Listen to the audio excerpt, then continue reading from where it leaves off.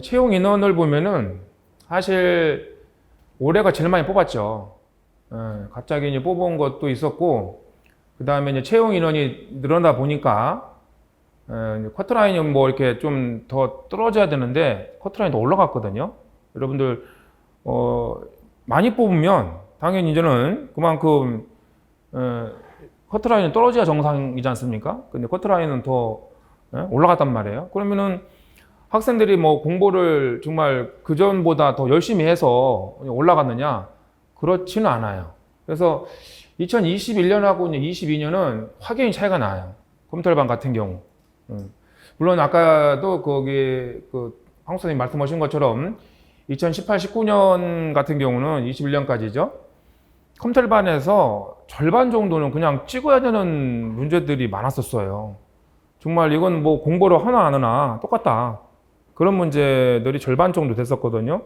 그러니까 이때만 하더라도 2021년만 하더라도 컴퓨터반은 이제 꽈락만 넘겨도 다행이다 였었고, 꽈락 넘기면은 어차피 이제는 다른 과목들은 뭐 아무래도 이제 이제 우편금이라든가 이런 거는 암기로 하면 되는 거고, 이제 범위가 정해져 있잖아요. 그렇지만 이제는 그 컴퓨터반 같은 경우는 사실 범위가 없어요. 그러니까 컴퓨터 관련 학과를 나와서 뭐 그냥 컴퓨터학과 친구들이 보는 과목들이지 않습니까? 그런 과목들이 다 들어가요. 또 어디서 또 많이 나오고 덜게 나오고 들쑥날쑥이에요. 그러니까 뭐 이거는 뭐 그 한 10과목 되는데, 대학 과목으로 따지면은 엑셀 빼면은 9과목이에요. 그 대학 일반 학교에서 배우는 학과 과목이라면. 그러니까 그거를 뭐 단기간 내에 해야 되는 거기 때문에 사실 어렵죠. 그래서 다행인 거는 이제 2022년부터 20문제에서 이게 18문제로 줄었잖아요. 이렇게. 영어가 이제 일로 들어오고, 우편하고 금융을 자르면서 20문제씩. 어차피 여러분들이 업무를 보는데, 많은 학생들이 그래요. 그 커뮤니티 사이트를 보면은, 뭐 컴퓨터반을 왜 했는지 모르겠다. 그런 어떤 뭐 불만이라든가 이런 어떤 것 때문에 그 주최하는 책에서도 사실 우편이나 금융 쪽 업무를 보잖아요, 여러분들이. 그럼 그 업무에 관련된 거를 시험을 보는 게 맞는 거죠. 그래서 2022년부터는 바뀌었어요. 이렇게 우편 금융이 20문제씩, 그 다음에 컴퓨터반이 20문제에서 18문제로. 그러면서 특이한 게 뭐였냐면, 어차피 영어가 이제 2문제 있죠, 영어 2문제. 이 18문제에서 이게 빠졌어요. 프레임 언어론이, 일단은. 그래서 여러분, 만약에 공부하다가 프레임 언어론은 마지막에 하셔도 돼요. 마지막에. 아니, 왜냐면은, 이게 입시 같은 경우는 뭐 국어라면 뭐 국어 파트별로 있을 거 아니에요. 파트별로 몇 문제가 딱딱 다 나오잖아요, 이렇게. 딱딱 다 정해져 있지 않습니까? 근데 이게 컴퓨터반 같은 경우는 그런 게 없어요. 어떤 때는 뭐 컴퓨터 구조 많이 나왔다가, 어떤 때는 또 뭐 데이터베이스 많이 나왔다가 정해지지 않거든요. 그런데 사실 정말 여러분들한테 도움이 안 되는 게 이 프레임 언어론이에요. 정말로. 이거는 랭귀지인데 개발을 하는 사람들한테나 필요한 거지, 일반 컴퓨터 학과를 나와서도 개발자로 가는 경우가 그렇게 많지 않거든요. 그런데 이 프레임 언어론 C 언어인데, C 언어나 자바 이런 문제 나오는데, 이 문제가 일단은 빠졌어요. 빠졌기 때문에 9과목, 엑셀까지 포함 10과목인데, 요거는 나중에 이제는 맨 마지막에 시간이 돼서 공부해도 되지 않을까. 왜냐면은 어차피 꽈락은 그렇고 컴퓨터반을 제가 보기에는 70점 목표로 하면 50점이나 60점 맞을 것 같아요. 제 생각에는. 이게 100점 목표로 할 필요가 없어.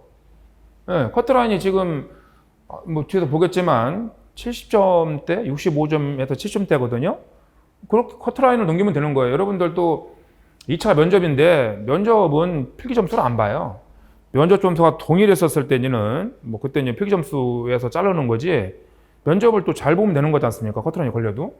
그런 거기 때문에 컴퓨터 일반은 이 정도로 점수를 목표로 하고 이 정도로 맞겠다. 이거 더 맞으면 좋겠죠. 근데 2022년에는 이게 충분히 맞을 수 있었어요. 공부를 정상적으로 했다라면 70점 이상을. 새로운 문제가 딱 하나 있었어요. 딱 하나. 딱 한 문제 빼고는 한 문제는 지금 찍었어야 돼. 그 빼고는 책에 다 있고 이미 전산직이나 계리제 기출문제에 나왔던 문제들이었었어요. 예. 물론 어떻게 그걸 다 맞춥니까? 문제가 나왔다라고 다 맞추기 어려운 게 뭐냐면 그 똑같이도 안 나오지만 이 계리직 문제가 왜 어렵냐면요.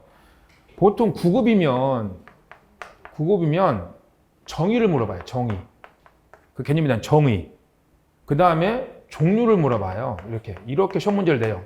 국가직이나 지방직, 전산직 문제를 보면 이런 걸 내요. 정의나 종류. 이렇게.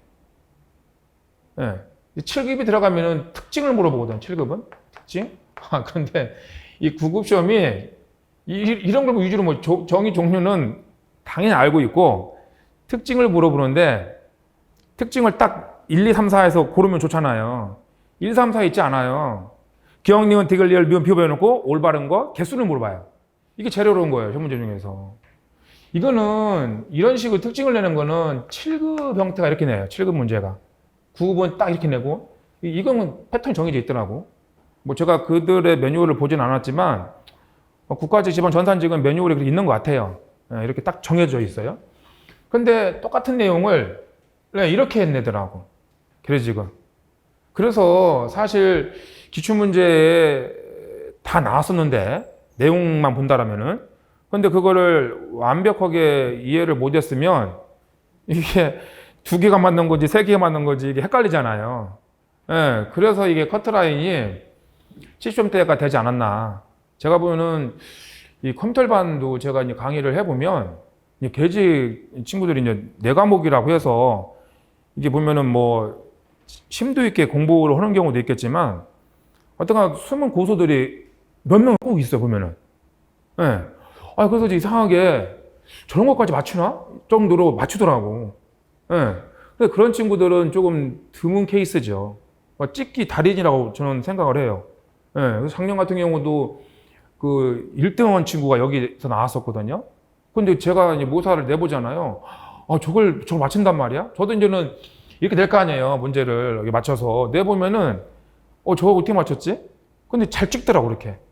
예, 그래서 나중에 제가 이제 커리큘럼도 말씀드리겠지만 마지막에는 동영모사풀이 이런 거 할 거 아니에요. 그러면은 그거는 우리가 이제 찍기 연습을 하게 되는 거예요. 찍기 연습을.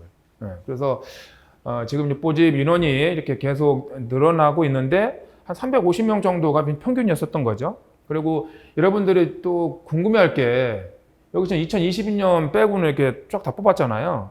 그럼 내년에 이제는 뭐 뽑느냐? 지금까지 통계로 본다라면은 안 뽑을 확률이 높아요. 통계로 보면. 이게 연달아 2번 뽑았던 게 이게 2번째 이게. 그전에는 없었어요. 그전에는 매년 경년으로. 2008년부터 봤거든요. 2008년, 2010년, 12년 이런 식으로 봤었어요. 근데 이제는 이게 18년 들어오더니 이게 19년 들어 이렇게. 이때만? 저 이때만 그런 줄 알았어. 그랬더니 이때 안 뽑더니 또 이렇게 이것도 진짜 바로 난 거 얼마 안 나서 난 거예요. 예, 그러니까 준비해놓은 인원도 좀 적었고 그 다음에 또 많이 뽑았고 이게 보세요 인원이 이렇게 뽑았지 않습니까? 그러다 보니까 이제는 커트라인이 뭐 떨어져야 되는데 많이 떨어져. 출연 인원이 적으면 채용 인원이 증가하고 많이 몰리지 않으면 커트라인이 떨어져야 정상인데 커트라인이 이렇게 올라갔죠. 그렇죠?